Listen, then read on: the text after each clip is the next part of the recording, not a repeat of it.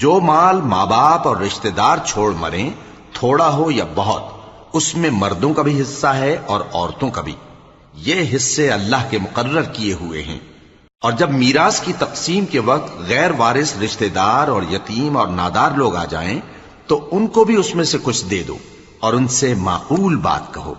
और ऐसे लोगों को डरना चाहिए जो ऐसी हालत में हों कि अपने बाद नन्हे नन्हे बच्चे छोड़ जाएं और उनको उनकी निस्बत खौफ हो कि हमारे मरने के बाद उन बेचारों का क्या होगा। बस चाहिए कि ये लोग अल्लाह से डरें और दुरुस्त बात कहें।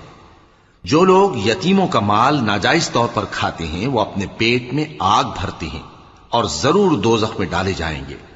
अल्लाह तुम्हारी औलाद के बारे में तुमको इरशाद फरमाता है कि एक लड़के का हिस्सा 2 लड़कियों के हिस्से के बराबर है।